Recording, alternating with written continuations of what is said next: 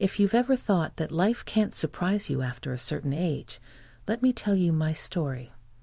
I believed the same thing, that my life was settled into predictable routines, nothing more than familiar streets and faces. But then one invitation, one small decision to say yes, turned into an experience that changed the way I saw myself and the people around me. What started as a simple vacation with my neighbor became something far deeper, something I never could have imagined. Before I begin, I want to ask you something. From which city are you watching me today? I love knowing where everyone is tuning in from, because even though I'm sharing my own personal experience, I know these moments connect us all in surprising ways. So let me know in the comments while I share this part of my life with you. My name is Barbara. I'm 47 years old, and I've lived in the same neighborhood for over 15 years. I knew almost everyone in our quiet little suburban community, though most of those connections were surface level. We'd wave when passing by, exchange polite greetings at the mailbox, maybe comment about the weather while carrying in groceries. It was pleasant but not meaningful. At least, that's how it was until William moved in next door 3 years ago. William was around my age, perhaps a little older, 50 at most. He had kind eyes, a quiet way about him, and a subtle sense of humor that showed up in small, almost hidden remarks. For a long time, he was just the neighbor, but over time, small gestures began to build a bridge between us. When I was struggling to get a heavy box into my car, he appeared without me asking and lifted it with ease. On evenings when I was tending my garden, he paused to compliment the roses or offer a suggestion about how to keep the soil healthy. Our conversations grew longer, and eventually, our exchanges became something I looked forward to. Still, I never thought much beyond friendship. Life at my age comes with responsibilities and scars, and I taught myself to expect less and to settle into comfort. But then, one late spring afternoon, William asked me something I wasn't expecting. "Barbara," he said casually as we stood by our adjoining driveways, "I'm planning to take a little vacation to the coast next month. It's been a long time since I've really traveled. Would you maybe like to come along?" At first, I laughed. I thought he was joking. The coast? With him? I hadn't been on a true vacation in years. Work, family obligations, and everything in between always seemed to get in the way.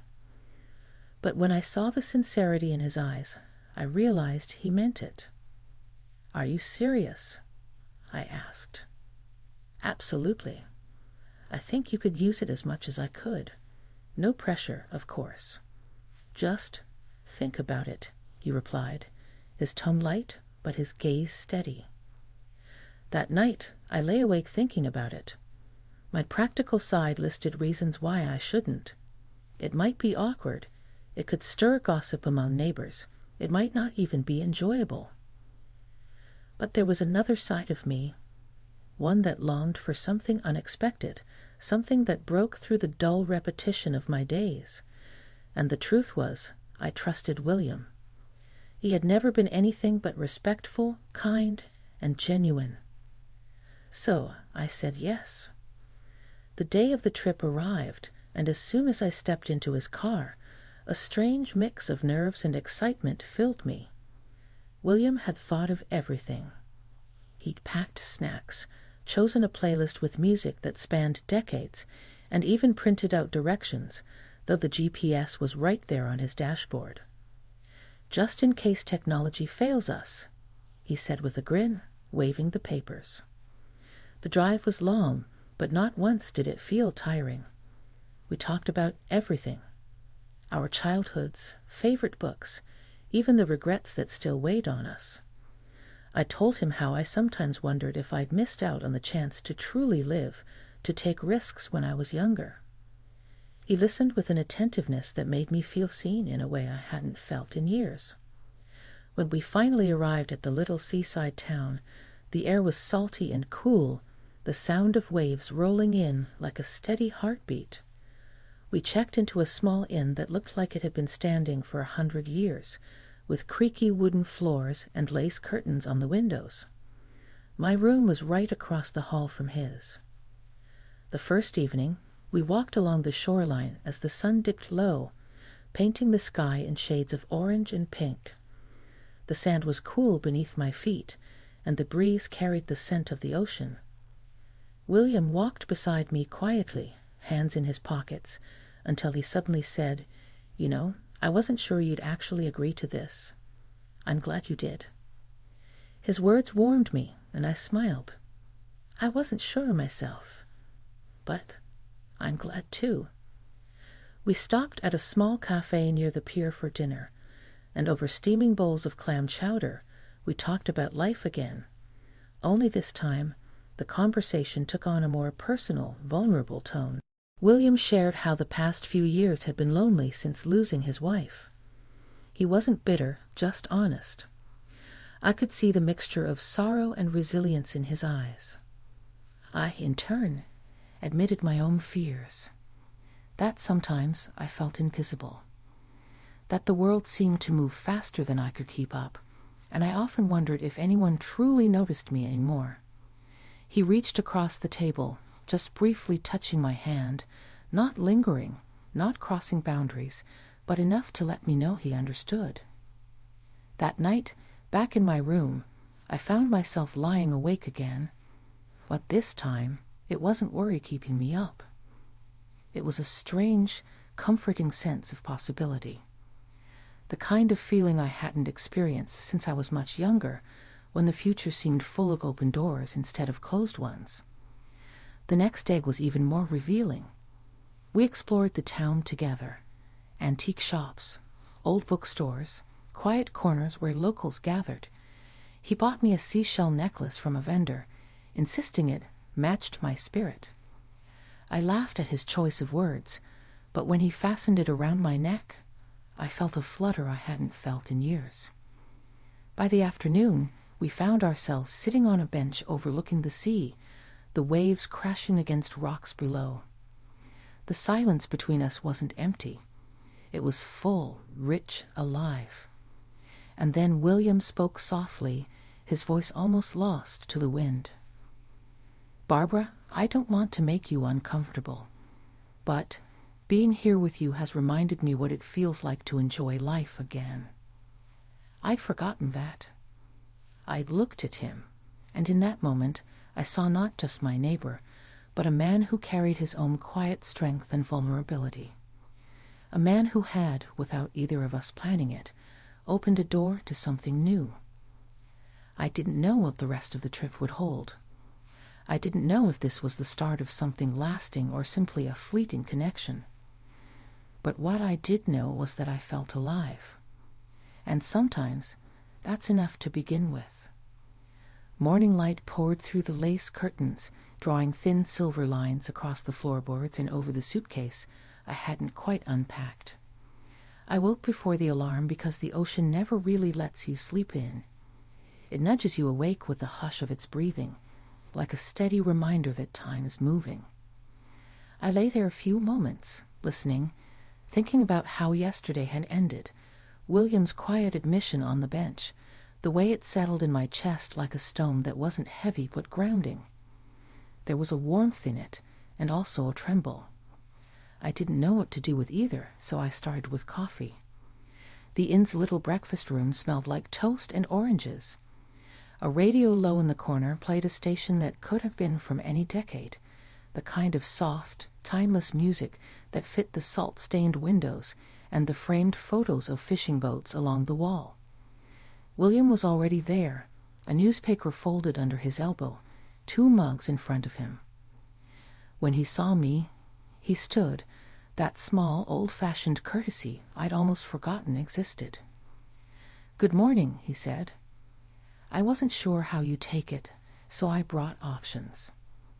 He had lined up little pitchers like a bartender, milk, cream, even oat milk he'd somehow charmed from the kitchen. I laughed, not because it was funny, but because the effort touched me. I chose cream, and we ate quietly at first, not from awkwardness, but the kind of gentle silence that lets you notice small things. The sunlight made a halo of dust around his shoulder. A couple at the next table argued lightly about which lighthouse tour was less touristy. A gull outside tapped at the sill and looked offended when I didn't feed it a corner of my toast. "What would you like to do today?" William asked, setting down his mug. "I found a walking trail along the cliffs, and the bookstore on the corner opens at 10. The owner told me they have a section of travel journals. I thought you might like that." "You remembered I said I used to keep a journal," I said. "I listen," he replied, "and it wasn't boastful. It was just true." We started with the trail. The path wound up through a scrim of wind-bent pines, their needles calmed in one direction by years of weather.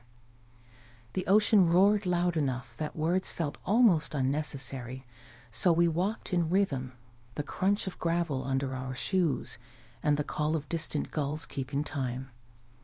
When we reached a lookout, waves threw themselves against the rocks, white lace breaking into diamonds of spray. I stood near the railing, the breeze pulling my hair from its clip. "May I?" he asked, lifting a hand toward the stray strands. I nodded. He gently twisted the clip closed and lowered his hand. There was nothing rushed in the gesture. Somewhere behind us, a family laughed, children negotiating the sides of their bravery near the edge. Beside me, William didn't fill the space with commentary, and somehow that made the moment feel bigger. I realized how easy it is to talk over the feelings that are trying to tell you something important. We sat on a flat rock warmed by sun. He told me more about the years after his loss. He hadn't spoken much of the details before, how grief had rearranged his mornings, how he'd learned to make quiet peace with a life that suddenly had too much space. I listened, not offering solutions, because experience had taught me that grief isn't a problem to be fixed, but a landscape to be respected. When he finished, he looked out at the water a long time. "Thank you," he said finally. "For what?" "For letting me say it out loud to someone who won't turn it into a project." We headed back to town around noon, stopping for cold lemonade from a street cart. The man pouring it wore a knotted apron and the kind of smile that said he knew exactly how welcome his drinks were in the heat. We carried our paper cups to a bench and watched a group of teenagers practice tricks on battered skateboards. One of them fell, popped up, laughed at himself, tried again. It felt like a small parable about getting older. The body learns caution, but the heart still longs to try. The bookstore was a cool cave of wooden shelves and paper-scented quiet.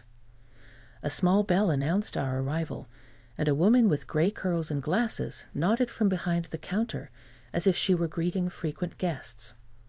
We separated in that companionable way people do when they trust each other not to vanish. I found the travel journal section easily. Dog-eared field guides, notebooks with thick covers, slender diaries with ribbon markers.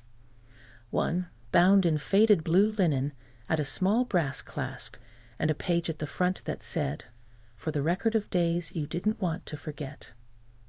I held it, feeling the weight of possibility in my hands. William appeared at my shoulder, and I turned the book so he could see. "Buy it," he said softly. "It suits you." "I haven't written in years," I admitted. "What if I don't keep it up?" "Then it will hold a few very good days," he said, as if the measure of a life might be the precision of its moments rather than the span of them.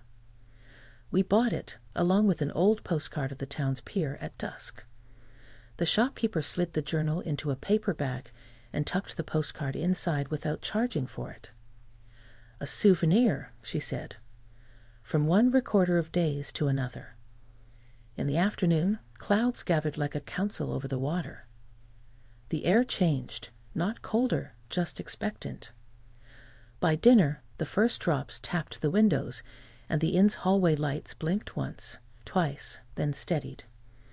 We chose the little restaurant across from the inn because it looked sturdy.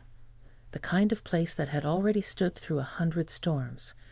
Inside, everyone spoke a bit louder and closer, as if to insist on the cheerfulness of walls and company against whatever the weather wanted to discuss. We ordered soup again, this time a tomato basil that came in thick, white bowls with handles. Halfway through, the power flickered and went out. A small cheer rose, and then candles appeared as if the room itself had been practicing for this. Someone produced an old battery radio, and music from some faraway station drifted in. The storm pushed at the windows, but the restaurant answered with clinking cutlery and a waitress who said, "Well, we'll just keep going, won't we?" William looked at me over the candle between us. The flame made a small, bright theater of his face. "Are you all right?" he asked. "I am," I said, surprised to hear how true it sounded. "May I sit beside you?" he asked, gesturing to the empty space on my side of the booth. I moved over. He slid in, not quite touching me, leaving a respectful inch of air.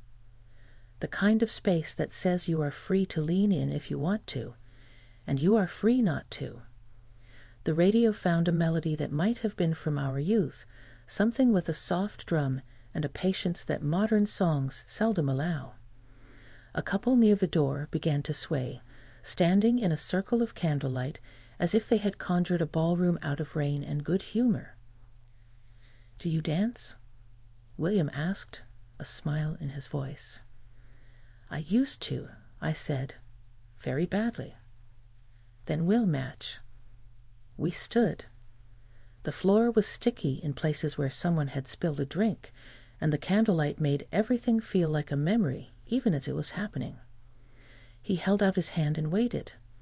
I placed mine in his. There was nothing urgent in the touch, just a steady warmth, the wordless courtesy of asking and answering and finding a shape together in time. We swayed. We laughed once when I stepped on his shoe. The storm threw a handful of rain at the window like coins. Somewhere, someone tried to harmonize with the radio and missed, and nobody minded. "Barbara," he said quietly, and I looked up. "May I hold you closer?" "You may," I said, and I moved into the space he offered. The permission mattered. The asking mattered even more. He drew me in gently, and I set my cheek against the fabric of his shirt. It smelled like clean cotton and a trace of aftershave, the kind that doesn't announce itself, but arrives like a remembered room. We didn't speak for a while. We didn't need to. The music did what it's always done for people like us, translating how the heart wants to stand with another heart without making promises it can't keep. When the song ended, we returned to the booth and found our soup still warm. The power blinked back to life, and a thin line of applause ran through the room as if the lights themselves had performed.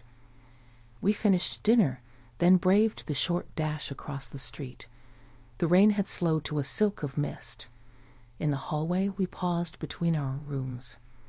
The carpet smelled faintly of lemon cleaner. The wall sconce hummed softly. "Thank you for tonight," I said. "Thank you," he said, "for saying yes to all of it." He hesitated and then added, "May I hug you good night?" "Yes," I said. We fit easily, like two halves of a thought that had finally learned its sentence. When we parted, he didn't rush away or linger too long. He stepped back, and I felt the grace of that restraint almost as strongly as the embrace itself. Inside my room, I sat at the small desk and opened the blue journal. The first page felt like a lake at dawn, undisturbed, waiting for someone to decide whether to swim. I wrote about the storm, about the bookstore, about dancing badly and not caring. I wrote about the way William asked, every time, and how the asking made room for my answer to be fully mine. When I finished, I tucked the postcard of the pier behind the paper band at the front. For the record of days you didn't want to forget, it had said. I was starting to assemble a small archive. The next morning the world was scrubbed and bright, the kind of clean that happens only after the sky has had its say. We rented bicycles with wicker baskets and bells that made a pure little sound. We rode along the boardwalk at a leisurely pace, nodding at early walkers and dogs that looked proud of their humans. At a corner where the wind gathered, William stopped and pointed. Below the railing, a narrow set of steps led down to a cove I hadn't noticed, half hidden, a small amphitheater of rock and sand where the tide left its secrets. "Let's see what the water brought in," he said. On the beach, the morning's treasures lay in a ribbon along the line where the waves had sighed out. Pale driftwood, sea glass shaped like gumdrops, shells stippled with tiny ferns of pattern.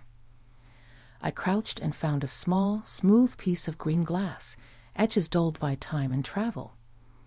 I held it to the light, and it glowed like a held leaf.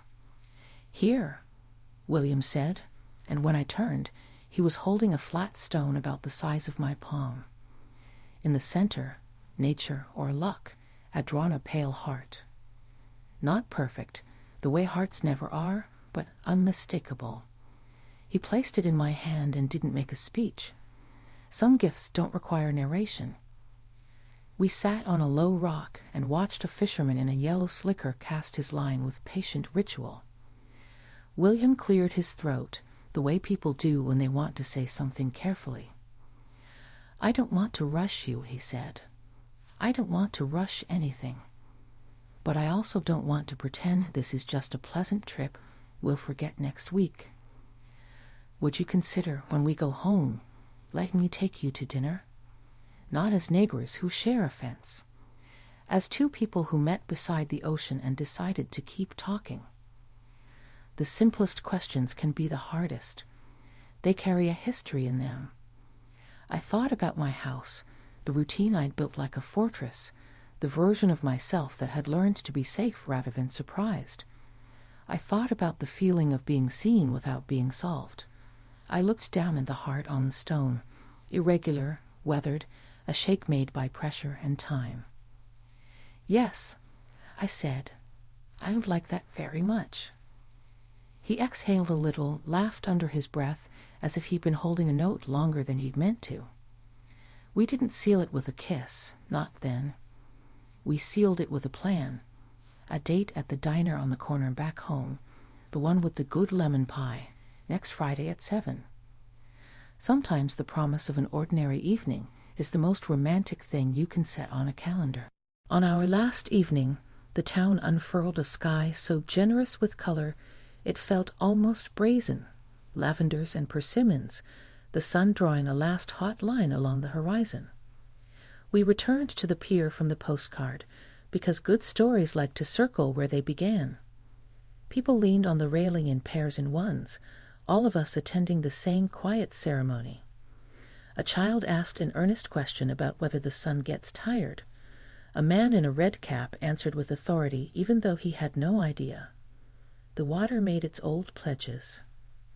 "May I hold your hand?" William asked. "Yes," I said, and our fingers found the simple, ancient way of being together. We stood like that through the end of the light, and when the first evening star made itself known, I felt the surprising ease of it, the way my life, which had seemed so set, suddenly had room again. Not because anything had been taken away, but because something had been added, not drama, not frenzy, just a line of music I could hum as I walked home. We didn't rush goodbyes the next morning.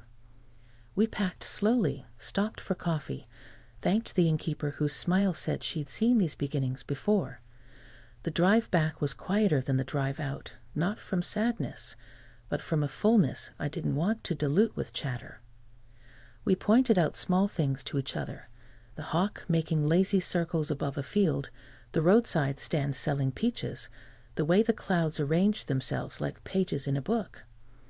When we pulled into our street, the familiar map of home unfolded. The jacaranda that sheds purple confetti in spring, the slightly crooked mailbox I keep meaning to fix, the neighbor's dog that pretends not to like anyone and then leans hard against your shin. Standing by our cars, We met each other's eyes the way you do when you are grateful and a little astonished. "I'll see you Friday," he said. "I'll be the one with the journal," I replied, lifting the paper bag with the blue book inside. That evening, alone in my kitchen, I made tea and opened the journal again. I wrote about the storm and the dancing and the heart-shaped stone. I wrote about the ways in which asking and waiting had felt like the real gift. And then I wrote something I hadn't expected to write. I am not finished being surprised by my life.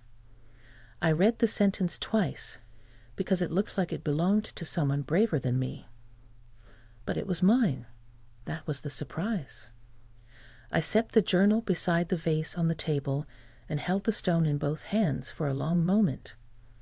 Outside, the neighborhood went about its business. Sprinklers hissed. Someone's television murmured through an open window. A far-off siren lifted and faded. Inside, a quiet kind of happiness settled in like a guest who doesn't need entertaining. It didn't erase the past or guarantee the future. It just made the present wider. Before bed, my phone buzzed. A text from William. "Thank you for the record of these days. Sleep well, Barbara." I smiled at the phrasing. He was quoting the journal's first page without saying so. I typed back, "Sleep well, William. Friday, 7." And then